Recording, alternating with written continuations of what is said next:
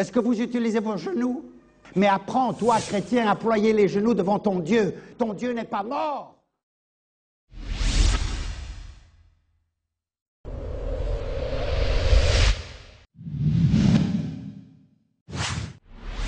Bien-aimés, c'est l'heure du choix.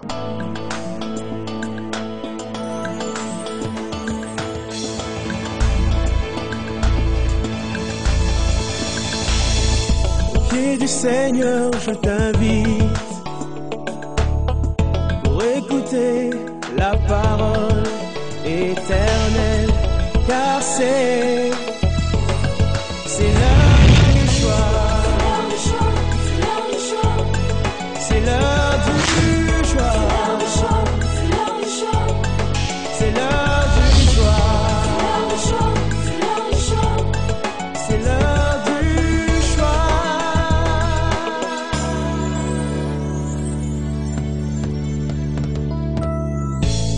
Bon appétit, bon appétit, bon appétit.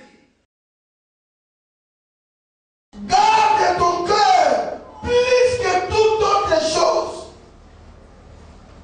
car c'est de lui viennent les sources de vie. Mais l'autre bien-aimé ici n'a pas bien gardé son cœur. Regarde un peu, son cœur est noir. Et moi je vous dis que c'est triste.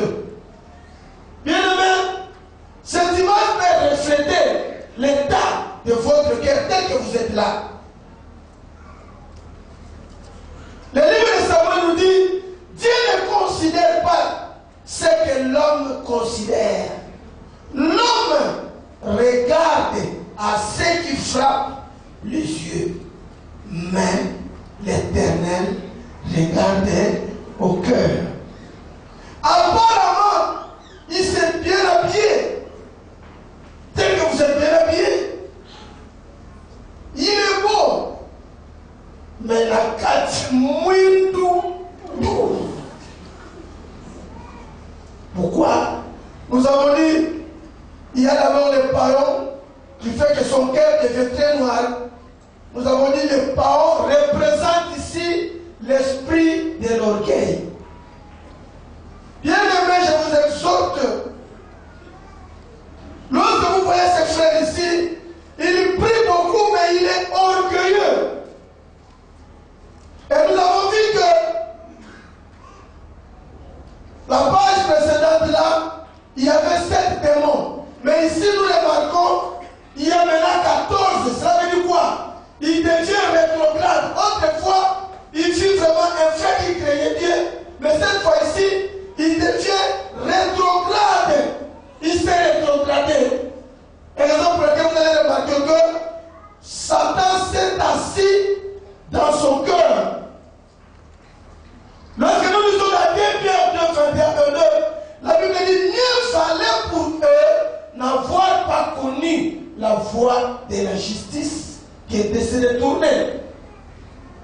Bien aimé, lorsque nous étions des païens, c'était quand même bon.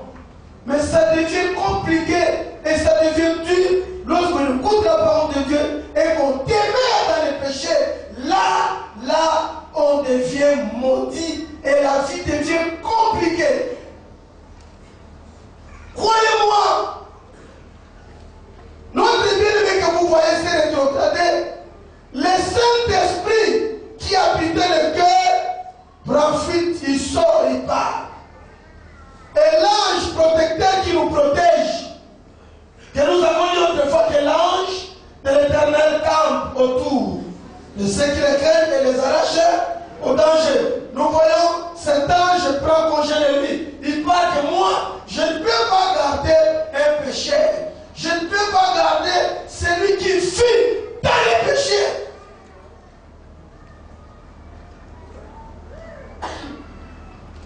Et croyez-moi, le bien-aimé qui a un cœur noir comme ça, il dort très mal, il fait de mauvais rêves. Là, il est maudit, rien ne peut marcher dans sa vie parce que l'Esprit de Dieu n'est plus en lui.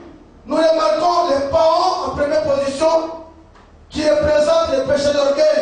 Bien aimé, la Bible dit Dieu résiste fortement aux orgueils, mais il fait grâce aux humbles. Que Dieu soit loué si nous avons les humbles dans cette église. Bien aimé, la Bible nous dit que l'orgueil précède la chute. Moi, je connais certaines mamans qui ne respectent pas les maris. Excusez-moi de toucher un peu les mariés. Je voudrais aussi toucher un peu les mamans qui sont beaucoup visitées par cet orgueil. Vous savez, il y a des mamans qui n'aiment pas des conseils, qui n'aiment pas qu'elles soient reprochées par son mari. Il suffit, le mari reproche un peu, maman, voilà, pourquoi tu as fait ça, pourquoi tu as fait ça. Ah! Moi, je fais comme ça. Donc, si vous m'abandonnez, je suis même. Je serai marié sitôt. La maman est trop orgueilleuse, n'aime pas les reproches. Mon témoin, tout, regarde un peu ton cœur, à cause de l'orgueil. Voir même les papas, il y a des papas même qui n'aiment pas être reprochés par les femmes. Parce qu'on est chef de la famille, parce qu'on est papa. Hein? Même si on est à l'erreur, on ne fait pas être reproché. Non, bien aimé, ça c'est l'orgueil. Lorsque vous êtes à l'erreur, essayez de vous humilier à votre épouse. Dites Amen. Donc dites Amen à haute voix. L'esprit des parents. En dehors, parce que c'est une révision, je coupe derrière les temps. En dehors des parents, il y a les chiens. Nous avons entendu tout à l'heure la révélation que maman a reçue. Bien aimé, cet esprit, la Bible dit, fuyez l'impudicité. Les chiens représentent le péché de l'impudicité. Bien aimé, sans vous flatter, tel que vous êtes là, si vous courez derrière les femmes, si vous courez derrière les concubins, que ce soit votre côté, mais je m'adresse à toi, regarde ton cœur. Son cœur est noir à cause de l'impudicité. Croyez-moi bien aimé, il y a une différence entre ces péchés et d'autres péchés. Cette différence identifiée dans le livre des Corinthiens 6, 18 dans la Bible dit, fuyez l'impudicité. Pourquoi devons fuir? Parce que dans les péchés que l'homme commet, la Bible dit, ce péché est hors du corps. On peut voler, bien entendu c'est un péché. On peut citer, c'est un péché. Mais la Bible dit que ce péché est hors du corps. Mais celui qui se livre à l'impudicité, il pêche contre son propre corps. Voilà la cause pourquoi les affaires ne marchent pas. Bien aimé, croyez-moi, ce péché apporte beaucoup de malédictions dans la vie. Beaucoup de blocages. Ce péché, ça déstabilise même l'économie de la maison. Vous avez 3, 4, 5 concubines ici par là. Vous savez que vous avez créé des états de besoin en désordre. Vous êtes d'accord avec moi? Manifestez si vous êtes d'accord avec moi, c'est ça. Moi je vois, il y a un frère qui a fait des répétés. Il a créé beaucoup d'états de besoin. Pendant que sa femme souffrait. Regarde bien aimé, l'esprit des chiens. Nous avons même des... Je m'intéresse surtout aux chiens, vous devez faire votre attention. Jeunes frères et sœurs, cet esprit a animé le monde aujourd'hui. Il y a un laisser aller, ça ne va pas. Vous savez, autrefois, si le péché de l'impudicité était à 40%, aujourd'hui, ça atteint 120%. Je m'explique à cause de cette histoire que vous voyez. Alors, si l'écran de son appareil a marqué colonel Mapenza, oh, ce n'est pas colonel, c'est José. Dit, allô José, monsieur le colonel, soyez pour lui, bon, c'est colonel, on te préparé. Je vais écouter le colonel là. Mais c'est la bonne une femme, c'est pas le colonel. Donc cette histoire bien aimée a multiplié ces péchés dans le monde. Faites attention avec les appareils ici. Si vous êtes d'accord avec moi, dites-moi que vous êtes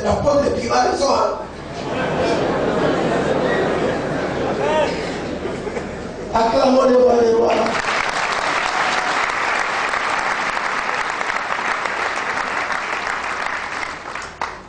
Notre frère prie beaucoup, mais il est trop pudique. Plus grave encore, mon papa qui est là assis, il ne se respecte pas. Il ne respecte même pas son épouse.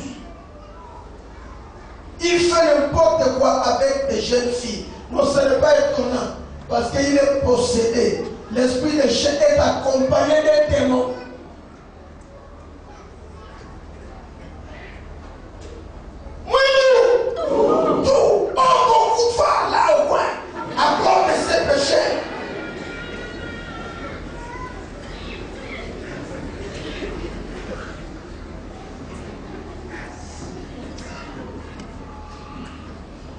Après le chien, il y a les portes qui représentent ici un chrétien sale.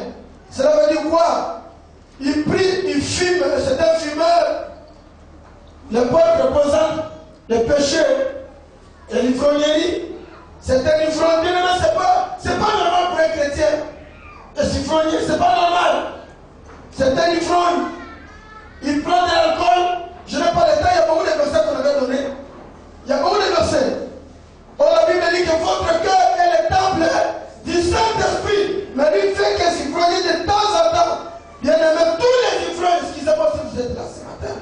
Regardez votre cœur qui est là, les ivrognes. Il est fumeur.